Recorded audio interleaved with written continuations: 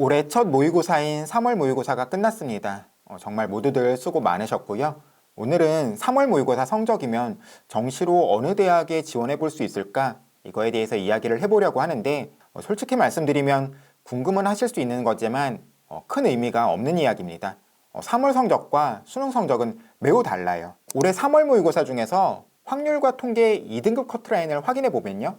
가치점 기준인데요. 저희 진학사의 경우에는 72점에서 75점 사이에 2등급 컷이 위치할 것 같다. 이렇게 보고 있어요. 이렇게 범위로 나타나는 건 공통과목 부분과 선택과목 부분의 점수 구성에 따라서 달라지기 때문인데요.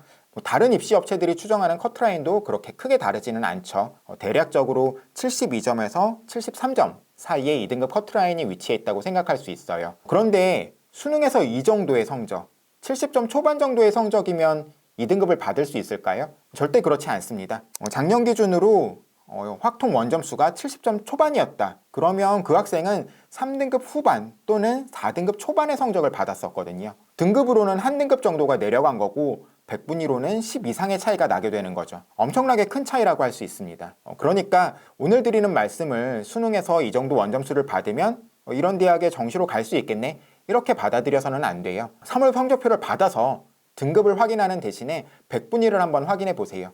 그리고 수능에서 이 정도의 100분위를 유지할 수 있다면 이 정도의 대학에 정시로 지원해 볼 수 있지 않을까? 이렇게 받아들이시는 것이 좋겠습니다. 그럼 대학별로 한번 살펴보겠습니다. 먼저 건국대학교 정시에서 입시 결과가 가장 높은 학과는 인문계열에서는 미디어 커뮤니케이션이고요.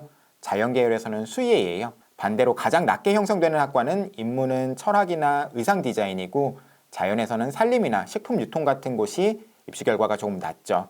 물론 입시 결과는 매년 달라지는데요. 그렇기 때문에 항상 이런 입시 결과를 보이는 건 아니지만 학생의 선호도나 과거 몇 년의 입결을 비교했을 때에는 그렇다고 보시면 됩니다. 아무튼 이렇게 학과에 따라 입결의 차이가 크기 때문에 오늘은 그 중간쯤에 위치한 학과를 기준으로 이야기를 할 겁니다. 건국대학교는 3월 모의고사 원점수가 국어 80점에서 84점 사이, 수학 70점 초반, 탐구 두 과목 각각 30점 후반 정도였다면 정시로 기대를 해볼 수 있을 것 같아요. 단 앞에서 말씀드렸죠. 수능에서도 이 원점수를 받으면 지원할 수 있다는 게 절대 아닙니다.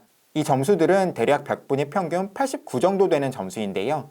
수능에서도 그 정도의 100분위를 받으면 합격할 수 있을 것 같다는 겁니다. 올해 건국대는 정시에 변경사항이 있어요. 한국사 반영 비율이 줄면서 학과에 따라 국어나 수학의 영향력이 더 커져서 반영 비율이 40%를 차지하는 학과들이 생겼어요. 이런 학과들에 지원할 때는 이런 국어와 수학에서 우수한 성적을 받았을 때 더 이점이 있을 수 있습니다. 다음은 경희대학교인데요. 경희대학교는 서울 캠퍼스와 국제 캠퍼스로 나뉘는데 캠퍼스 간의 입결의 차이가 조금 있어서 오늘은 서울 캠퍼스 학과들 기준으로 말씀을 드릴 겁니다. 입결이 평균적으로 높은 학과는 의예나 한의예고요. 다소 낮은 학과는 지리학과나 의상, 아동가족 같은 학과들이에요. 그 중간에 위치한 학과들에 합격하기 위해서는 국어는 80점 중반, 수학은 70점 중반, 탐구는 40점 초반 정도를 받았어야 할 것 같네요. 고려대학교는 올해부터 정시에서 교과 성적을 20% 반영하는 교과 우수 전형을 신설해서 수능 100% 전형과 교과 우수 전형 두 가지로 선발을 하는데요. 그래서 수능 100%의 전형의 입결은 작년보다도 더 높아질 수 있을 것 같습니다. 대략적으로 3월 모의고사에서 국어 80점 중후반, 수학 80점 초반 이상, 탐구 42점에서 3점을 받는다면 도전해 볼 수 있을 것 같습니다. 동국대학교도 건국대학교처럼 올해 국어 수학 반영 비율이 높아진 학과들이 있어요. 영어 반영 비율이 5% 줄었고 한국사 반영 비율도 줄면서 생긴 현상이죠. 인문계열에서는 경찰행정의 인기가 가장 높고 불교의 인기가 가장 낮은 편이에요. 자연계열에서는 전자전기공이나 AI 소프트웨어 융합공 같은 곳에 인기가 높고 고양시에 위치한 바이오 환경공이나 식품생명공 같은 곳에 인기가 다소 낮은 편입니다. 3월 모의고사 기준으로 국어 80점 초반, 수학 70점 초반, 탐구 영역 30점 중후반의 성적이라면 동국대 합격을 기대해 볼 수도 있을 것 같습니다. 서강대학교는 올해부터 계열에 따른 수능 선택 과목 제한을 완전히 없앴습니다. 자연계열 학과로 지원할 때에도 확통이나 사탐을 선택해서 지원할 수 있다는 이야기예요. 물론 그렇다고 해서 확통, 사탐 선택자들이 유리해졌다. 이렇게 보기는 어렵습니다. 그건 수능 성적표가 발표되고 난 이후에야 확인할 수 있을 것 같은데 어쨌든 올해 서강대 정시에 큰 변화죠. 합격을 기대해 보려면 국어는 80점 중후반, 수학은 80점 초반 이상, 그리고 탐구는 40점 초반 정도의 성적이면 될 것 같습니다. 서울대학교는 작년부터 정시에서도 교과평가를 도입했죠. 그 영향력이 크지는 않았던 것 같아요. 올해에도 정시에 변화가 있는데요. 자연계열로 지원할 때 과탐 2 과목을 반드시 하나는 선택했어야 되지만 올해부터는 원 과목도 받아주기 시작합니다. 물론 2 과목 선택 시에 가산점이 있기 때문에 2 과목을 선택해서 좋은 성적을 받을 자신만 있다면 유리함은 있을 거예요. 3월 모평 기준으로 국어는 90점 초반, 수학은 80점 초중반 이상, 탐구는 40점 중반 이상의 성적이면 나도 한번 서울대 도전해 볼 수 있지 않을까? 이렇게 생각해 볼 수 있을 것 같습니다. 그러니까 앞으로 열심히 해보시길 바랄게요.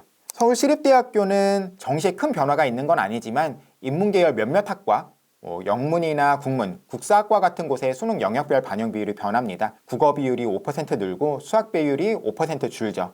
3월 모의고사 기준으로 봤을 때 국어는 80점 초중반, 수학은 70점 초중반, 그리고 탐구는 40점 초반 정도의 원점수를 받는다면, 그리고 그 원점수를 통한 백분위가 수능까지 이어진다면 시립대에 정시로 지원해 볼 수 있을 것 같습니다. 다음은 성균관대인데요. 성균관대도 서강대처럼 확통을 선택했을 때 자연계열 학과로 지원할 수 있습니다. 의대도 가능해요.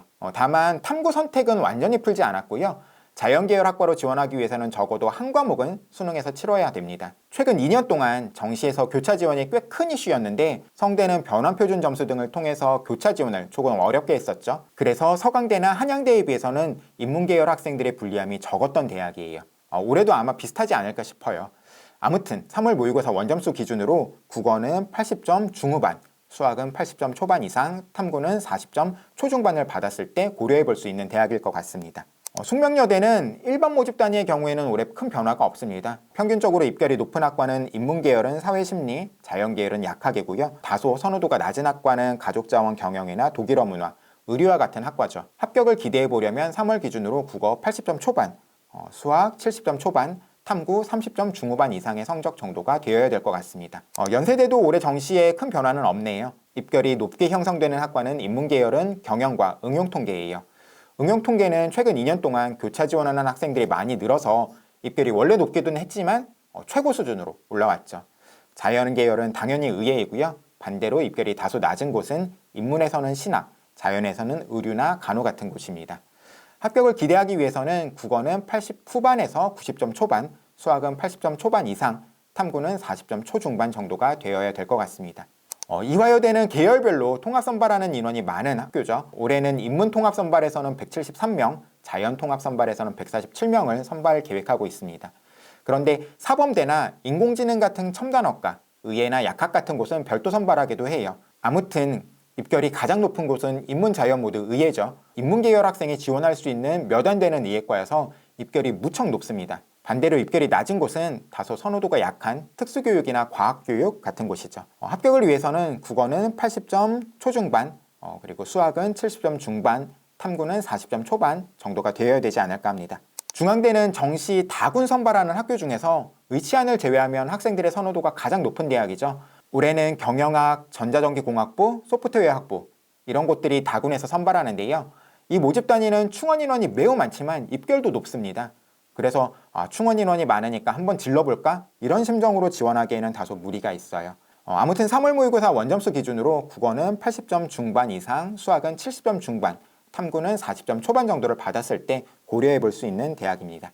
한국의대는 인문계열은 서울 캠퍼스 기준으로만, 자연계열은 글로벌 캠퍼스 기준으로만 살펴볼 거예요. 인문계열은 국어 80점 초중반, 수학은 70점 중반, 그리고 탐구는 40점 초반 정도가 되어야 될 것 같고요.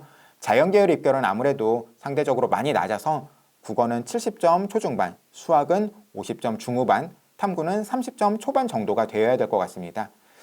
그런데 아직 2024학년도 전형계획에 반영이 되지는 않았지만 올해 AI 학과 같은 것을 신설하는 등 대학의 지향점을 새롭게 정립하고자 하는 것 같아요. 선발 모집 단위가 작년과 많이 달라질 수 있으니까 4월 말경에 발표될 모집 요강을 잘 살펴봐야 될 것 같습니다. 한양대학교는 정시에 큰 변화가 없는데요. 과학탐구 2 과목을 치렀을 때 받을 수 있는 3% 가산점이 폐지되는 정도예요. 서울대가 2 과목 필수를 폐지하면서 이에 발맞추는 것으로 보입니다. 인문에서는 정책이나 행정에 입결이 높은 편이었는데요. 이건 한양대의 유명한 다이아몬드 7학과에 속했던 학과들이죠.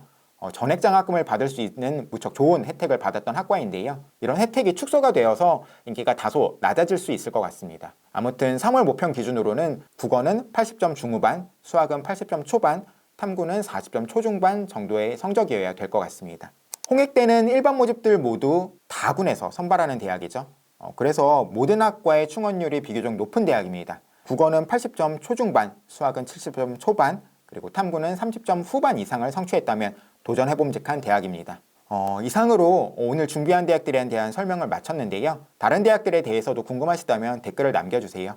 그리고 처음에 말씀드렸다시피 절대 이 원점수를 기준으로 생각하지 마시고요. 나중에 받게 될 성적표의 100분위 기준으로 생각하셔야 될 겁니다. 이 정도의 원점수로는 실제 수능이 미친 듯이 어렵게 나오지 않는 이상 위에 말한 대학들에 도전하는 게 매우 어려운 일이 될 거예요.